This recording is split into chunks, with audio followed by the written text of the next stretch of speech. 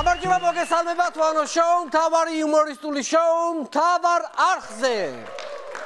ვიწყებ რა თქმა უნდა მთავარი თემით, ძალიან ბევრი მთავარი თემაა ამ ქვეყანაში, მაგრამ მაინც ერთ-ერთი მთავარი თემით. პოლიტიკური კრიზისის განმუხტვის მიზნით, პრემიერ-მინისტრი ირაკლი ღარიბაშვილი ბრიუსელში დაიბარეს, ის გუშინ დაბრუნდა ქვეყანაში. ვერ გეტყვით რომ ღარიბაშვილმა რაიმე მიზანს მიაღწია ან კრიზისი განმუხტა ან შეთანხმებას მიაღწია ოპოზიციასთან, მაგრამ მან გვაჩუქა დაუვიწყარი კადრი ძვირფასო ტელემაყურებლებო, რომელიც უკვე შევიდა ისტორიაში. მოდით ნახოთ ეს ფოტო როგორ იჯდა მიშელთან ვიზიტის დროს. საოცარი ჯდომა აქვს ბატონ ირაკლი ღარიბაშვილს. ნახოთ ეს ფოტო. მალე გათიშეთ რა არის ესე მალე ნუთიშავთ ამ ფოტოს. გაუშვით კიდე ხელახლა. ცოტა ხანი უყურეთ, ძვირფასო მეგო ხო შეიძლება უყუროთ. ცოტა ხანი ნახე შეხედეთ. რანაირაცის. ნახეთ ეს უბრალო ფოტო არ არის, ეს ხელოვნების ნიმუშია, მე ასე ვფიქრობ. აი მაგალითად ფოტო ძალიან მაგონებს ლეონარდო და ვინჩის გენიალურ ქმნებას მონა ლიზას. არ გავს, აი დავაკვირდეთ, მაგრამ რითი გავს, მაგას ვერ ვხვდები, აი რითი მაგონებს. მონა ლიზას ღიმილი ვითომ არა. არა, ის იღიმის და ეს დამწუხრებულია ღარიბაშვილი. ის ლიზა, ეს ირაკლია. მონა ლიზა, რითი მონა აი გასაგებია ხო რაღაცით მაგონებს. ეხლა მივხვდი რატომ ამბობდა ირაკლი ღარიბაშვილი ბერასთან სატელეფონო ზარებზე რომ დაზარალებული მე ვარო. ღარიბაშვილისგან უფრო დამაჯერებელია ეს სიტყვები ვიდრე ბერასგან, იმიტომ რომ ირაკლის ბუნებრივად აქვს დაზარალებული სახე. რომ დააკვირდები, ეგეთი სახე აქვს, რომ დაზარალებულია ირაკლი ღარიბაშვილი, რაც არ უნდა უთხრა ყოველთვის ესეთ სახეს იღებს. ძალიან მრავლის მთქმელი ფოტო აშკარად, აბსოლუტურად სხვადასხვაგვარად შეიძლება დაასათაურო ეს ფოტო. აი, რამდენიმე სათაური მოუფიქრე, აი ამ ფოტოს, აი მაგალითად გაუშვათ ეხლა და ესეთი წარწერა მაგალითად მოუხდებოდა, თუ შეიძლება, როცა ორი ზომით პატარა ფეხსაცმელი გაცვია, მაგრამ ცდილობ არ შეიმჩნიო. ხედავთ ხო? აი კიდე ერთი დასათაურება ვნახოთ თუ შეიძლება. ბერასთვის ტელეფონი არ უნდა გამეთიშა. შემდეგი აი ესეთ დასათაურებას მოუხდება. არ შეეხოთ იტენება. შემდეგიც ნახოთ. როდესაც ახალ დივანზე წვენი დაგესხა და ზუსტად იმ ლაქაზე ზიხარ, მშობლებმა რო არ დაინახო. ესეთი დასათაურება ძალიან მოუხდა. და ერთი ნახოთ. როცა ჯანსაღ სხეულში მოჭიმული სულია. ეს კარგი, ეს ბოლოს გამეცინა. ევროპა ძალიან დიდი მონდომებით ჩაერთო ქართულ ოცნებასა და ოპოზიციას შორის მოლაპარაკებებში. რამდენიმე დღის წინ სპეციალური წარმომადგენელიც კი გამოაგზავნა კრისტიან დენიელსონი შარლ მიშელმა, რომელმაც განაცხადა, რომ მე საქართველოში დავრჩები მანამ, სანამ ქვეყანაში პოლიტიკური კრიზისი არ განიმუხტება და სანამ არ მივახცევთ საფოლოო შეთანხმებასო. აი მეგობრებო, სწორედ აქედან ეყრება საფუძველი დენიელსონების საგვარეულო შტოს საქართველოში. უფრო მოკლედ რომ აგიხსნათ, დენიელსონმა თქვა, სანამ შეთანხმებას არ მივახცევთ, კონსენსუსი არ შედგება. პოლიტპატიმრებს არ გამოუშვებთ და ვადამდელ არჩევნებს არ დანიშნავთ. ეს თვითმფრინავი არ გაფრინდება. თვითმფრინავი არ გაფრინდება. ერთი დღით ჩამოსული დენიელსონი იმდენი ხანი გააჩერეს ქვეყანაში, ბოლო გამოსვლაში ჭავჭავაძის გამზირიც გააკრიტიკა, რომელს სულეს მოუვიდა თავში გზის ესე დაგეგმარებაო, სახლში ძლივს მივდივარ, ეგ ხო ბაგებში ცხოვრობს. იქ უგირავებია ბინა. ეხლა დენიელსონზე მხატვრულ ფილმსაც იღებენ, დაგასპოილერებ ცოტა, ერთ სცენას მოგიყვებით, მოხუცებული შარლ მიშელი დენიელსონს ხვდება შარდენზე ერთ-ერთ კაფეში, რომელიც ვიოლინოზე უკრავს სევდიან მელოდიას. მიშელი ეკითხება, კრისტიან, რატომ არ დაბრუნდი ბრიუსელში? მთელი ევროპის საბჭო გელოდებოდით. დენიელსონი სევდიანი სახით პასუხობს, ჩვენი წასვლის დრო გამოგვეპარა და აგრძელებს ვიოლინოზე დაკვრას. კრისტიან დენიელსონი ფილმში ფესვები, მალე საქართველოს კინოთეატრებში. სავარაუდოდ ეს სცენარიც კარგია, კაი ფილმი გამოვიდა. მე არ ვიცი რა განმუხტავს ქვეყანაში არსებულ პოლიტიკურ კრიზისს, ძალიან რთული ვითარებაა, რადგან მთავრობასა და ოპოზიციას შორის არის ნაპრალი. აი ვაშლიჯვრის ნაპრალზე დიდი ნაპრალი ძვირფასო მეგობრებო მე მგონი ეს ვაშლიჯვრის ნაპრალიც რაღაც ნიშანია აშკარად რაღაცა ნიშანია მე ვიცი რის გამო ხდება ეს მიწები ხო ღმერთს ქონდა თავისთვის გადანახული ჩვენ რო დაგვითმო მე ხო გახსოვთ ეს ხო და ფაქტია რომ არ ვიმსახურებ და მიაქვს თავისი წილი აშკარად მე ეს ვერსია მე ამ ვერსიას განვიხილავ დედაქალაქის მერმა კახიკალაძემ განცხადება გააკეთა რომ წინა წლებშიო ჩატარებული სამუშაოების გამო გაჩნდა ეს ნაპრალიო ამ ვაშლიჯვარში ნეტა თუ არსებობს ისეთი რამ რასაც ქართული ოცნება ნაციონალებს არ დააბრალებს ხოცებს დღესაც გონიათ რომ ადამი ნაციონალმა გველმა შეაცინა 64-ში და იმის მერე ვისჯებით კაცობრიობა აშკარად აი ესე გონია კახი კარგი ეგ ნაპრალი გასაგებია წინა წლებში გაჩნდა და ის ნაპრალი რომელ წლებში გაჩნდა შენ და ოცნებას შორის რომ არის წარმოშობილი და უფრო რომ ღრმავდება და შორდებით ერთმანეთს ეს მაინტერესებს გელათის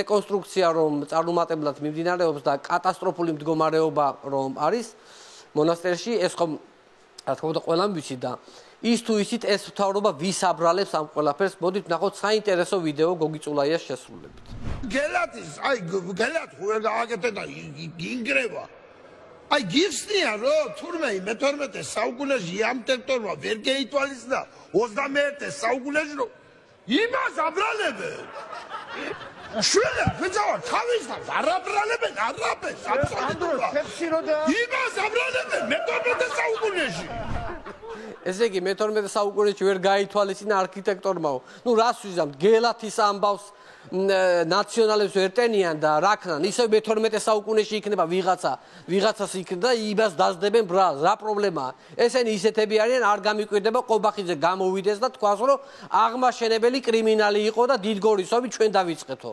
ძინარე თურქ-სელჩუკებს დავეცით თავზეო ჩვეულებრივად შეიძლება თქვა ან არ არის პრობლემა ეს განცხადება გოგიმ რამდენიმე დღის წინ გააკეთა ამის შემდეგ ის დააკავეს ქალთან ძალადობის მუხლით მინდა გამოვეხმაურო ამ თემას ეს ყველაფერი რა თქმა უნდა გამოძიებამ და სასამართლომ უნდა დაადგინოს უბრალოდ ეს ფაქტი ძალიან დაემთხვა ერთ ამბავს ისი აბა რა ეგონა ბერას როაგინა რამდენიმე დღის წინ ასე უპასუხოთ ხომ არ დარჩებოდა ესე უცებ მოიფიქრეს რაც მოიფიქრეს ქალზე ძალადობა იყო ესე უცბად სასწრაფოდ იყო დასაჭერი პატარა ბერა რო ატყდება ხო იცი და რო ამოიჩემებს რაღაცას ხო იცი ხო უნდა შეუსულა ბავშვია ცელკია უნდა და რა აქნას ახლა ნუ რაცა მოიფიქრეს ესე უცებ ქალთან ძალადობა იყო ისე კიდე კარგი წულაიამ უხმოთაგინა ბერას ეს ხო გახსოვთ ეს ვიდეო და ქალზე ძალადობა იკმარეს თორე ხმით რო ეგინებინ და იქნებოდა ალბათ ნარკობარიგა ან კენედის მკვლელი ან რაღაცას მოიფიქრებდნენ. მოკლედ ისეთი უარყოფითი პიარი და აგრესია წამოვიდა ქალთა უფლებების დამცველთა მხრიდან გოგიწულაიას მისამართით, რომ რა ვიცი, თუ უნდა რომ პოლიტიკური იმიჯის რეაბილიტაცია მოახდინოს, როჯერ ფედერერს უნდა მოუგოს მინიმუმ 2 სეტი მაინც. არ ვიცი, ალბათ, სავარაუდოდ. ოპოზიციას მხოლოდ ქართული ოცნება არ ებრძვის აპრილის დასაწყისში ოპოზიციის დისკრედიტაციის მიზნით უცნობი მდუმარი აქციას გეგმავს ოპოზიციის წინააღმდეგ. ჩემი აზრით უცნობს უნდა დაუპირისპიროთ ჟესტების აქცია ჩვენ ხალხმა. წარმოიდგინეთ ათასობით ადამიანი ერთად რო ანიშნებს ხელით.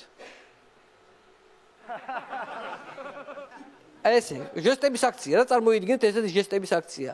ნუ ახლა ამისი როგორ სათაურდება ისი იპოდრომზე რო დაგვყარე სად გაქრა ის მილიონები სად აი ეს ჟესტების აქცია ძალიან ქვეყანაში როგორი ეკონომიკური კრიზისია და ადამიანები მთავრობის წინააღმდეგ კი არა ოპოზიციის წინააღმდეგ გეგმავენ აქციას არც კი ვიცი რა ვთქვა აი ამ ქვეყანას ერთი იდეა მაქვს ხალხო ქვეყანას კატალიზატორი ხომ არ ამოაცალოთ და გავყიდოთ რა არის ქვეყნები სუფთა ჰაერი სჭირდებათ ჩვენ ფული გვჭირდება ხო და ამოაცალოთ ისედაც ყელამდე სიბინძურეში ვარ და მაინც და მაინც სუფთა ჰაერი თუ არ ვისუდგეთ არა აუცილებელია ამოვიღოთ ეს კატალიზატორი кайფასია ვიცი ქვეყანაში და გავყიდოთ ჩვეულებრივად ახლა მაგალითად პრიუსის კატალიზატორი ქვეყანა ღირს ქვეყნის კატალიზატორი რა ეღირება ხალხო აბა წარმოიდგინე გავრცელდა ჭორი რომ ლაშა ნაცვლიშვილი პოსტივიდან გაუშვესო არა მარტო პოსტივიდან ყველა თემიდან ჩახსნეს რაც ოცნებას უკავშირდება რადგან ეჭვი აქვთ რომ ბერას და ღარიბაშვილის ფარული ჩანაწერები სწორედ ნაცვლიშვილმა გაავრცელაო ფაქტიურად კაცი უმუშევრად დატოვეს. არადა ნაცვლიშვილი ერთადერთი ადამიანი იყო, ვისაც ბიზნეს საქებარი სიტყვები აქვს წონით ნათქვამი, ძვირფასო მეგობრებო. ჩემო ლაშა, ბიზნეს ხელი ისევ მწიფია, მაგრამ შენ რომ ჭკნობა დაიწყე, ეგ არ არის კაი ამბავი. არ მეჩვენება კაი ამბავად. ლაშას უთქვას ბიზნეს ხელი რომ მწიფე იყო, კი ვიცოდი, მაგრამ ბიზნეს წიხლი თუ ასე მწარე იქნებოდა, ნაღდათ არ მეგონაო. ასეა ლაშა, ასე ბიზნეს ხელი მკვახე რომ იყო, მაშინ უნდა მივხვდარიყავი, სადაც მოყავი თავი, თორე ახლა მის ხელს ვერსად გაექცევი, იმიტომ რომ ბიზნეს ხელი მწიფია, ის ხელმწიფია. ხელმწიფემ დასჯა იცის. ამას დახვიდა, იმას ჩამოხშობა, ამას დახვიდა, იმას ჩამოხშობა. ლაშა, იქნებ წახვიდე, ლაშა ახვიე, თავს უშელ ლაშა, ვერ გავს კარგად საქმე ლაშა, წადი ლაშა, წადი გაქრი ლაშა, გააქრი ლაშა, გააქრი დოზე გაქრი ლაშა. აი ხო ხედავ იგივე ტონალობაში მაინც ისე გამომდის, ბიზნეს ხელი მაინც მწიფია. მოდი ახლა რაღაც დადებითსაც ვისაუბროთ. გუშინ COVID-19 საწინააღმდეგო აცრა გაიკეთა სალომე ზურაბიშვილმა, თან აცრის გაკეთება დაამტკიცა დაბადების დღეს. მოდით ნახოთ ეს პროცესი. ეხლა დღეს ჩემი დაბადების დღეა, რა ვქნა, შემიძლია დავლიო? ერთი კითხვა გვინდა. ალკოჰოლი არ უნდა მიგდო. პირველი კითხვა იყო რა ექიმთან რომ დალევა თუ შეიძლება და დალევა აუკრძალეს. არადა თურმე ირანული მამალი ყოლია დაკლული სახში და ლობია ჩადგმული და რა ვიცი ხალბატონო სალომე დალიეთ მე გაძლევთ უფლებას არაფერი თქვენ არ მოგივართ ცოტას მოგადუნებ და ცოტა ხანი გარკვეულად შეიძლება ილაპარაკოთ და მაგის არ შეგიშიდეთ გაგივნით შეულებია ეგ გაგივნით მოდით ახლა პარლამენტშიც გადავინაცვლოთ დუხს ერთპარტიულ პარლამენტში პოლიტიკური ცხოვრება გადმოსჩქებს დეპუტატების პირიდან სიბრძნეები. მოდით ვნახოთ ოცნების დეპუტატის ლადო კახაძის გამოსვლა. ყველა ბავშვი და თითოეულ თქვენთაგანი ერთხელ და განუმეორებლად ცხოვრობთ ამ ქვეყანაზე, ალმასები ბრძანდებით, მაგრამ წახნაგდებით და ჩვენ ერთმანეთს ვაწახნაგებთ. ამ დაწახნების პროცესი დღესაც გრძელდება უკვე პოლიტიკურ ასპარეზზე და კარგია დაწახნაგების შემდეგ კარგი ბრილიანტი მიიღება.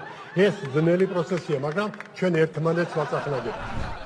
არ ვიცი ისი თქმა უნდა და ვერ ვეწევით ესეთ რაღაცებს ლადო კახაძეს ისეთი გამოსვლები აქვს პარლამენტში რომ ამ დროს მიკროფონს უნდა ჩაურთოთ თამადის ეფექტი თამადის ეფექტი გაცილებით საინტერესო მოსასმენი იქნება მოდი აბა ვნახოთ რა გამოვა ყველა ბავშვი და თითოეულ თქვენთაგანი ერთხელ და განუმეორებლად ცხოვრობთ ამ ქვეყანაზე ალმასები ბრძანდებით მაგრამ წახნაგდებით და ჩვენ ერთმანეთს ვაწახნაგებთ აბა რა ძვირფასო მეგობრებო ხო ხედავ როგორ მოუხდა თამადის ეფექტი აი აშკარად რა აი მაგის მიკროფონი სულ ეგრე უნდა ირთვებოდეს ეკოში მეგობრებო აი ესე არა რა ბატონი ლადო რო სიტყვას ასრულებს სულ მგონია რომ გამოსვლის ბოლოს მწვანე ხავს გადაირწყავს ხელზე და აი ესე მარილში ჩააწობს და შეჭამს რა აი ასე მგონია ბატონი ლადო პარლამენტში უნდა იჯდეს გაზეთ გადახვეულ ფიცარზე ასე მგონია აი უფრო ორგანულად რომ იგზნოს თავი.